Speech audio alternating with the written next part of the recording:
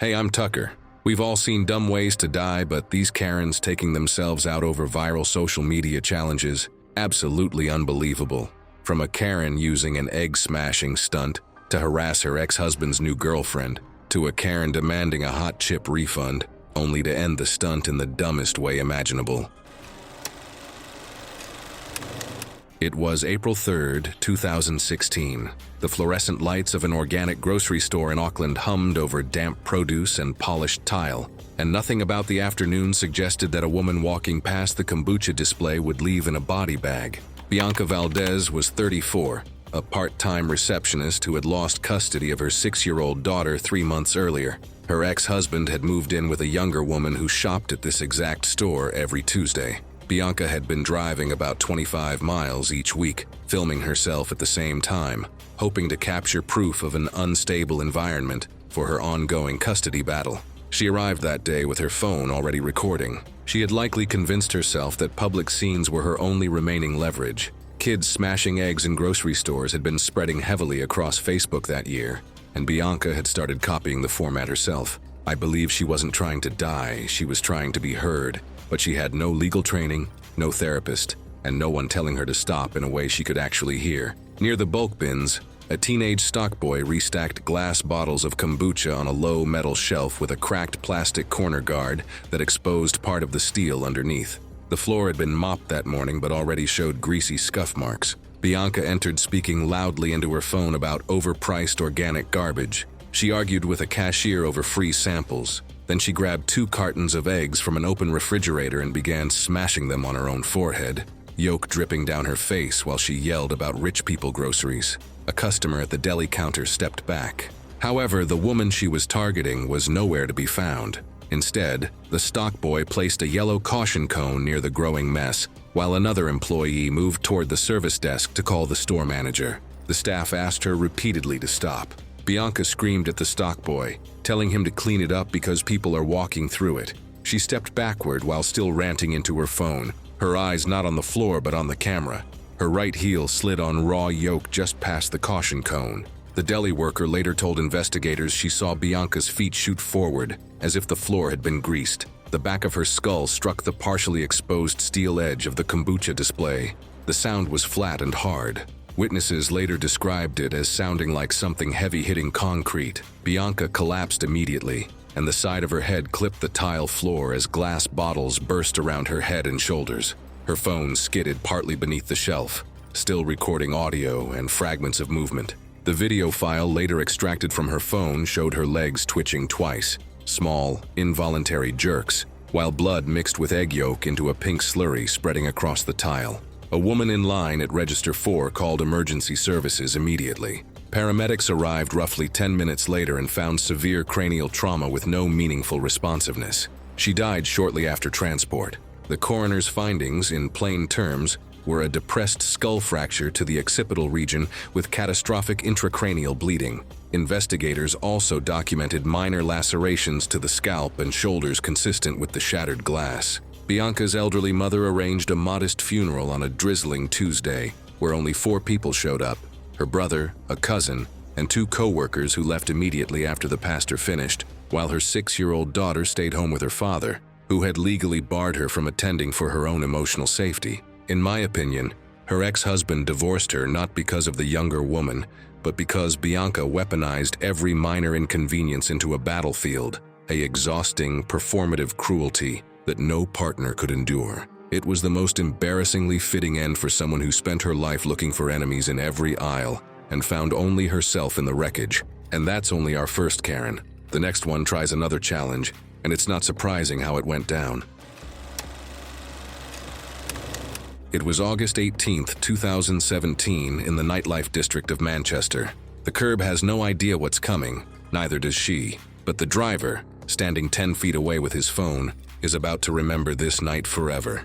Dilith Creel was 29 and sold counterfeit cosmetics through social media direct messages, a one-woman operation built on filtered photos and fake reviews. Her ex-boyfriend was a mid-tier musical.ly editor who had stolen her concept for a prank channel and now had a lot of followers. According to friends, every video she posted was a desperate attempt to get his attention so he would publicly credit her. The sunroof challenge was her escalation after he ignored her last dozens of uploads. She had been drinking outside a club for over 2 hours. The live stream started on the sidewalk, her face flushed, announcing she was about to film something he wouldn't be able to ignore. She ordered a sedan through a rideshare app.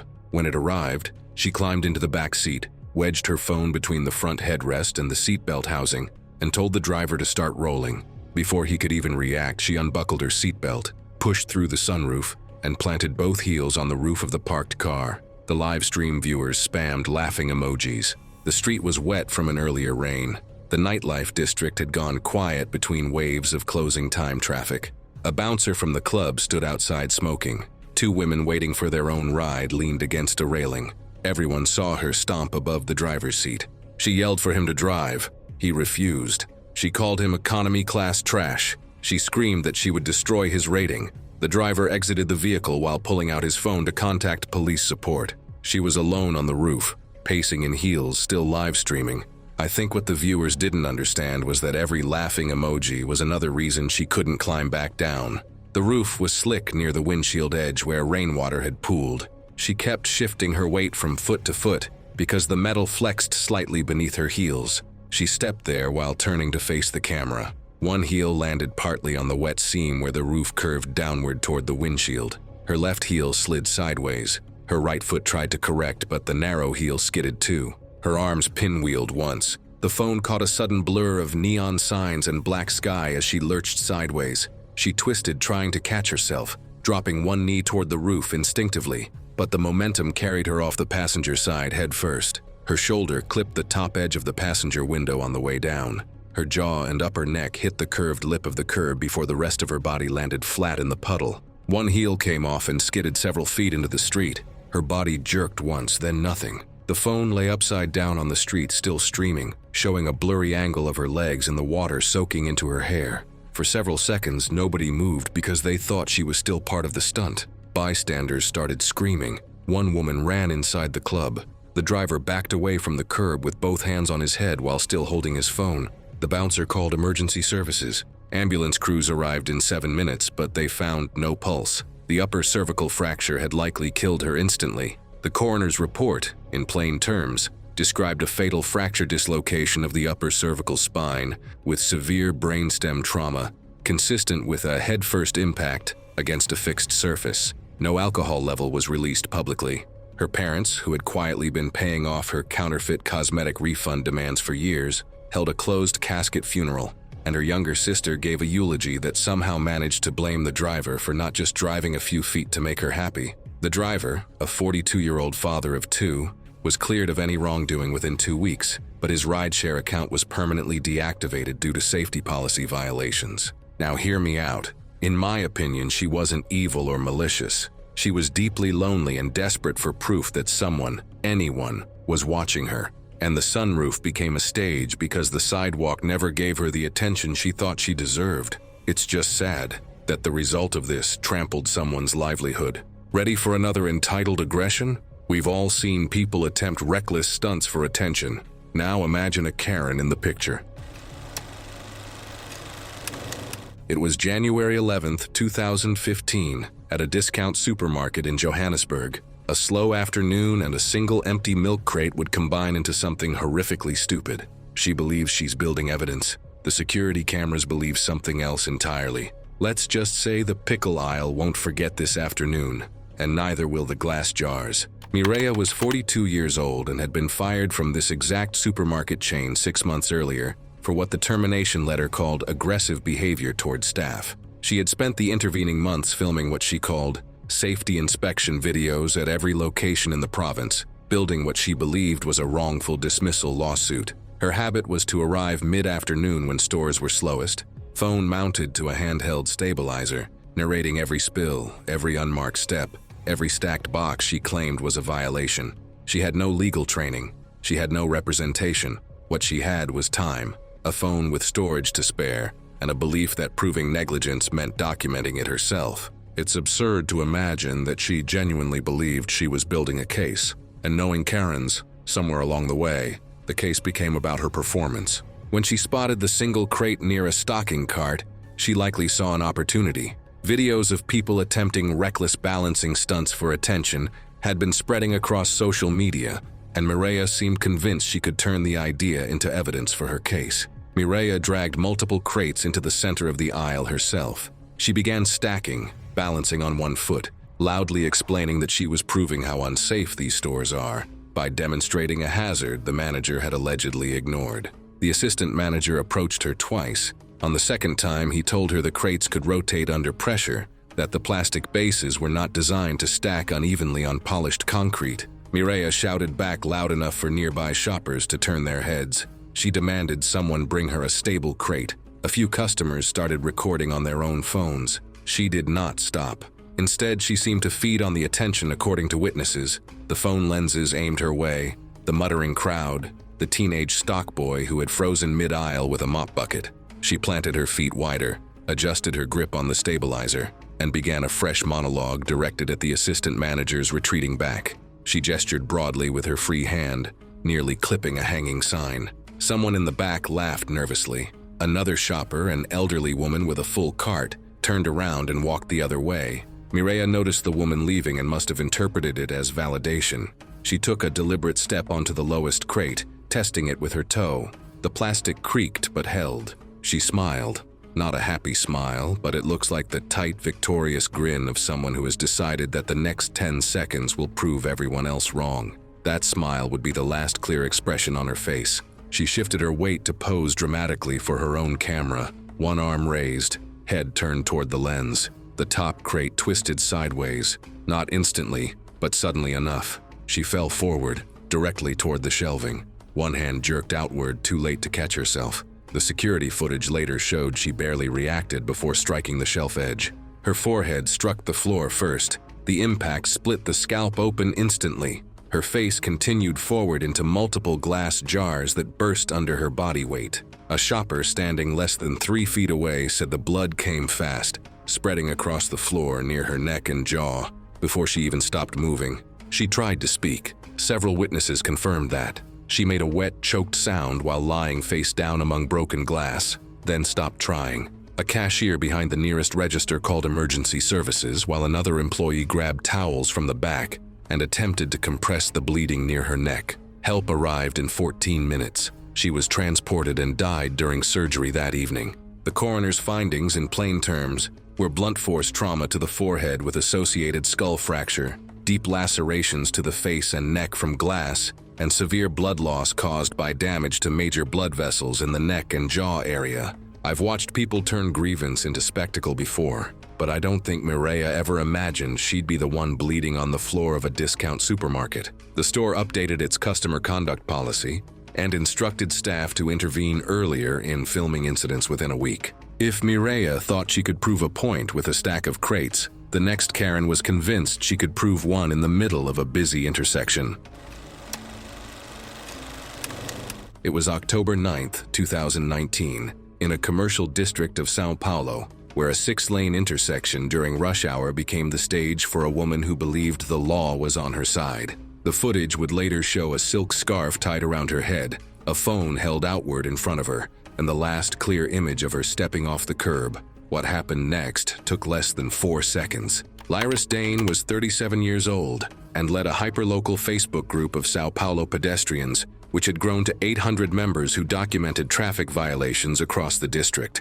She had no legal training, but her persistence had caught the attention of a city councilman who had privately discussed bringing her on as a contracted community advisor if she could prove a specific intersection was demonstrably lethal on video. Her morning routine had become ritualistic: coffee, reviewing member-submitted clips, and planning her next documentation outing. The blindfold was her own idea, born from likely watching people do the Bird Box challenge. She likely believed visibility would force compliance, and adding a viral challenge would expand the cause. The scarf was silk, purchased at a market stall 2 days earlier. She didn't tell the councilman about that part. That afternoon, she had planned to film herself crossing at the crosswalk against the light, prove that cars would stop, and walk away with the evidence. I personally think that Lyris had spent so long arguing about traffic rules that she forgot traffic involves real physics. The crosswalk she chose spanned 8 lanes, including turn lanes, and the pedestrian signal had been red for several seconds when she stepped off the curb.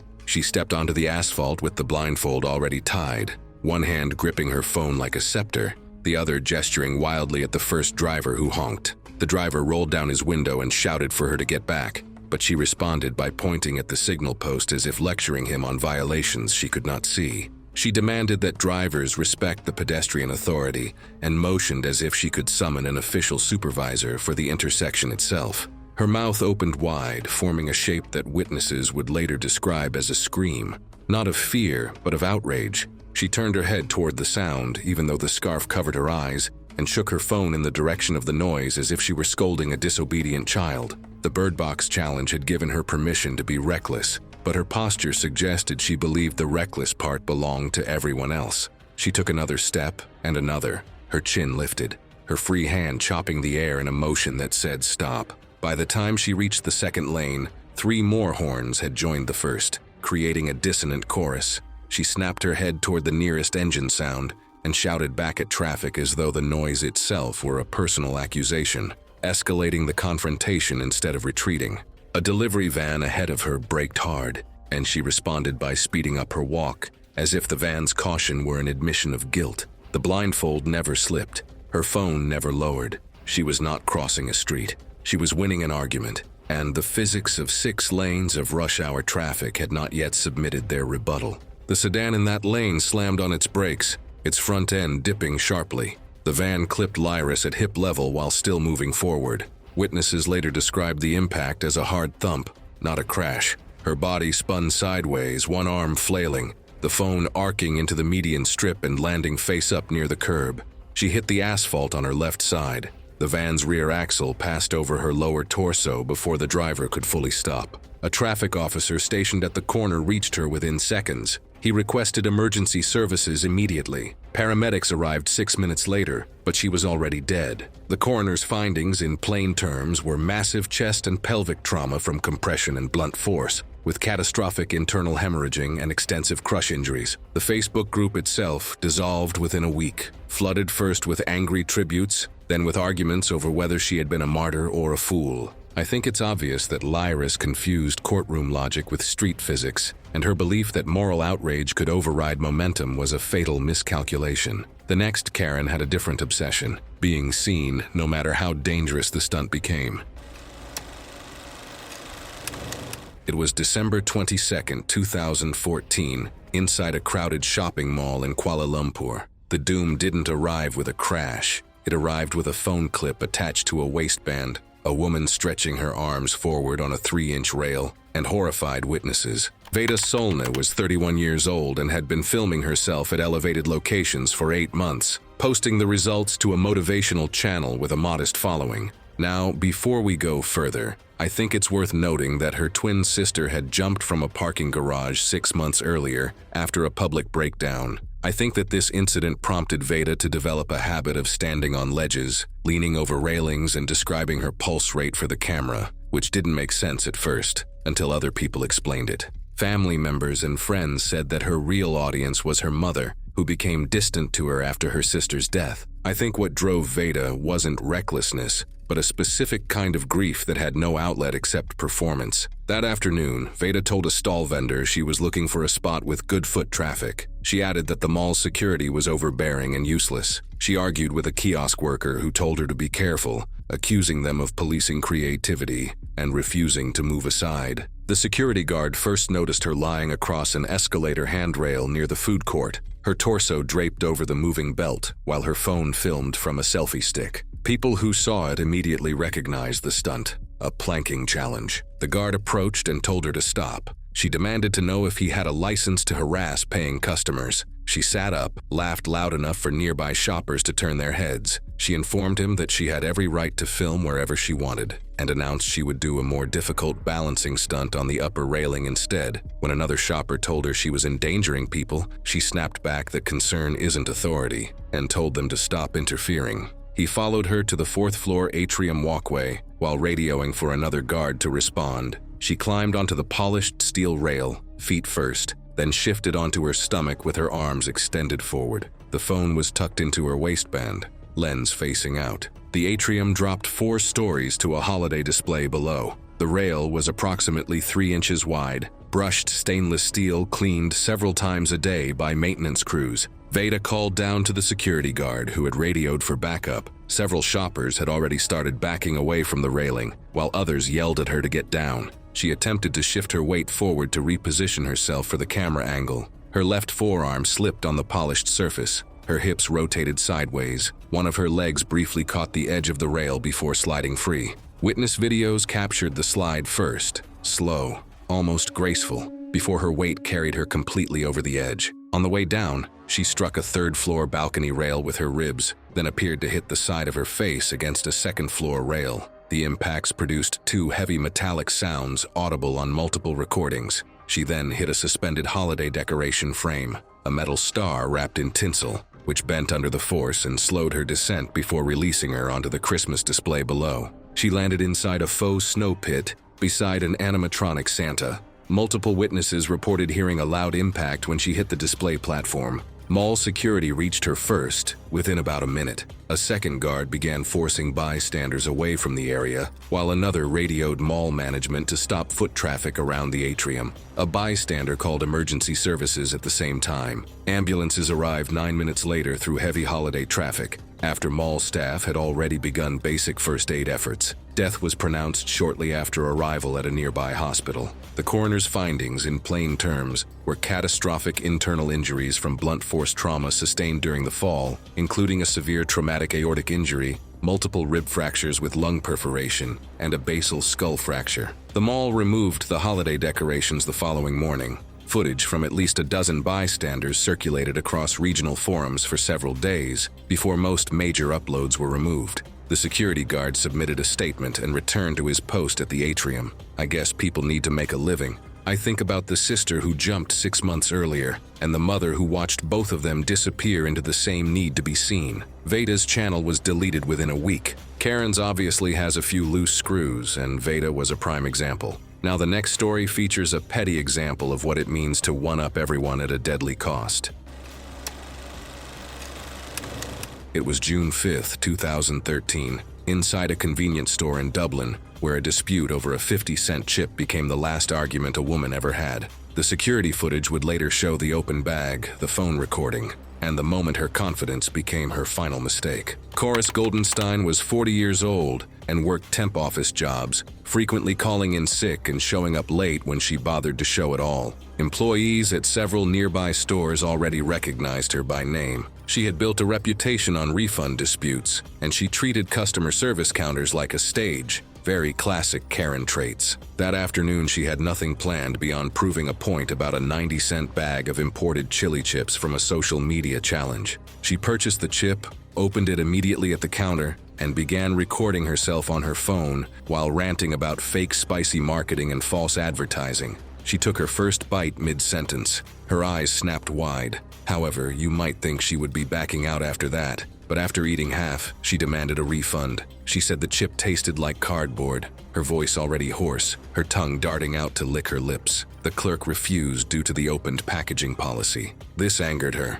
Coris became louder. She was panting now, tiny coughs escaping between shouts. Her voice carried across the store. Her face had gone blotchy red. She wiped her upper lip with the back of her hand. She accused the cashier of consumer fraud loud enough that a woman near the drink cooler stopped browsing to watch. And for whatever reason, Coris shoved the remaining half into her mouth while still holding the phone toward her face. She chewed twice, then froze. Her eyes watered. A low groan came out of her as she grabbed the edge of the counter. Within minutes, witnesses noticed her coughing. Not a single cough, but a repeated, harsh series of them. Several customers later told investigators she appeared unable to catch her breath between sentences, but she kept insisting she was perfectly fine and that the store needed to refund her for the bad chip. And then her face reddened rapidly, then deepened toward purple at the lips. Her voice reportedly became raspy and strained within seconds. I think she believed she could talk her way out of a physiological response,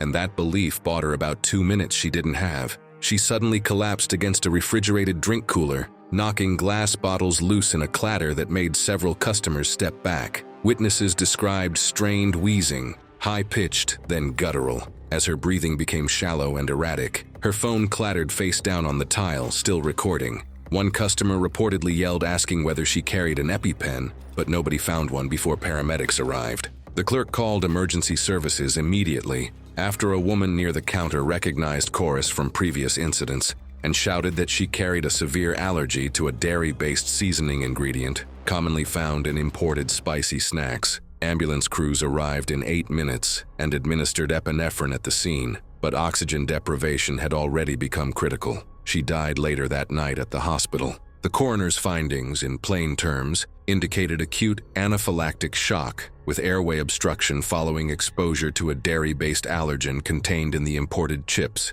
resulting in cerebral hypoxia. Her airway had swollen nearly closed before paramedics arrived. No alcohol or other substances were detected. Her relatives later told investigators that Chorus had deliberately hidden the severity of her allergy from most people she dated or socialized with because she hated being treated as fragile, and the cashier who recognized her condition only knew because of a previous incident involving spicy instant noodles months earlier. Here's what sticks with me. She was 40 years old, had a known severe allergy, and still chose to shove an unknown spicy chip into her mouth while recording a rant. In my opinion, natural selection doesn't always come for the young. Sometimes it waits for someone stubborn enough to film their own final mistake.